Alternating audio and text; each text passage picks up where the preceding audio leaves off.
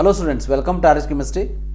ತಮಗೆಲ್ಲ ಗೊತ್ತಿರೋ ಹಾಗೆ ನಿನ್ನೆಯಿಂದ UG ನೀಟ್ ಮತ್ತು UG CET ಯಾರ್ಯಾರು ಎಕ್ಸೆಸ್ ಫೀಸನ್ನು ಪೇ ಮಾಡಿದರೆ ಅವರಿಗೆ ದುಡ್ಡನ್ನು ವಾಪಸ್ ಹಾಕುವಂಥ ಕೆಲಸ ನಡೀತಾ ಇದೆ KEಯವರ ಕಡೆಯಿಂದ. ಸೊ ಇವತ್ತು ಏನು ಮಾಡಿದ್ದಾರೆ ಅಂತಂದರೆ, ಯಾರ್ಯಾರ ಬ್ಯಾಂಕ್ ಅಕೌಂಟ್ ರಾಂಗ್ ಇದೆ, ಇನ್ಕರೆಕ್ಟ್ ಇದೆ ಅಂಥವರ ಒಂದು ಲೀಸ್ಟನ್ನು KEA ವೆಬ್ಸೈಟಿನಲ್ಲಿ ನಿಮಗೋಸ್ಕರ ನೀಡಿರುವಂಥದ್ದು. ನೀವು KE ವೆಬ್ಸೈಟಿಗೆ ಹೋದ್ಮೇಲೆ ಇಲ್ಲಿ ಅಡ್ಮಿಷನ್ ಅಂತ ಏನಿದೆ ಕ್ಲಿಕ್ ಮಾಡಿ. ಸೊ UG CET ಅಥವಾ UG ನೀಟ್ ಯಾವುದನ್ನಾದರೂ ಸೆಲೆಕ್ಟ್ ಮಾಡ್ಬೋದು. ಮಾಡಿದ ಮೇಲೆ ಇಲ್ಲಿ UG ನೀಟ್ 2023 ಮರುಪಾವತಿಗೆ ಅರ್ಹರಾಗಿರುವ ಅಭ್ಯರ್ಥಿಗಳಿಗೆ ಅಧಿಸೂಚನೆ ಅಂತ ಇದೆ. ಸೊ ಆ ಒಂದು ನೋಟಿಫಿಕೇಶನ್ ನಾನು ನಿಮಗೆ ಇಲ್ಲಿ ತೋರಿಸ್ತಾ ಇರುವಂಥದ್ದು.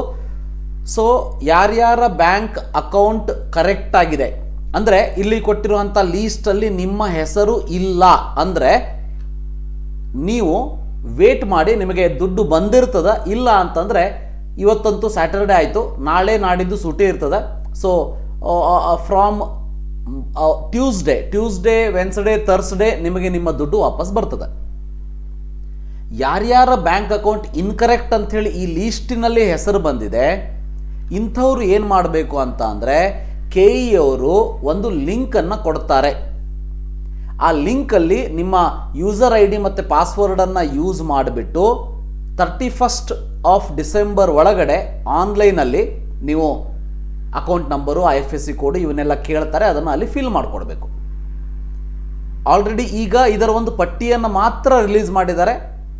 ಅಂತಹ ವಿದ್ಯಾರ್ಥಿಗಳಿಗೆ ಆನ್ಲೈನ್ ಲಿಂಕನ್ನು ತಮ್ಮ ಯೂಸರ್ ID ಮತ್ತು ಪಾಸ್ವರ್ಡನ್ನು ಹಾಕಿಬಿಟ್ಟು ಬ್ಯಾಂಕ್ ಖಾತೆ ವಿವರಗಳನ್ನು ಆ್ಯಡ್ ಮಾಡೋದಕ್ಕೆ ಆದಷ್ಟು ಬೇಗ ಕೊಡ್ತಾರೆ KEಯವರು. ಕೊಟ್ಟ ತಕ್ಷಣ ನಿಮಗೆ ತಿಳಿಸುವಂಥ ಪ್ರಯತ್ನವನ್ನು ಮಾಡ್ತೀನಿ.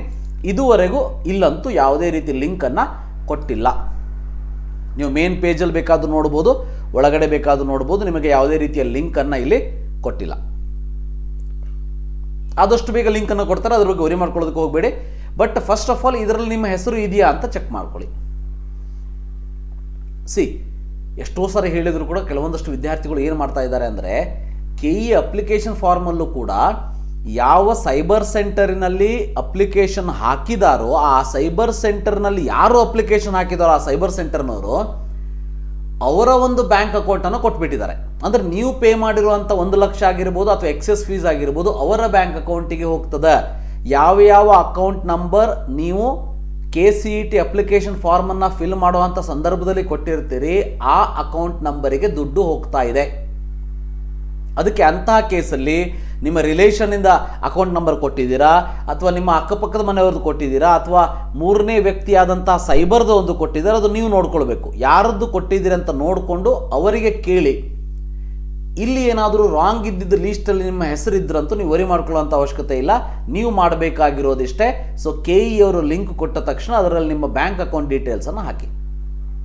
ಸೊ ಇದಿಷ್ಟು ಇವತ್ತಿನ ವಿಡಿಯೋ. KEಯವರು ಲಿಂಕ್ ಕೊಟ್ಟ ತಕ್ಷಣ ನಿಮಗೆ ತಿಳಿಸುವಂಥ ಪ್ರಯತ್ನ ನನ್ನದಾಗಿರ್ತದೆ.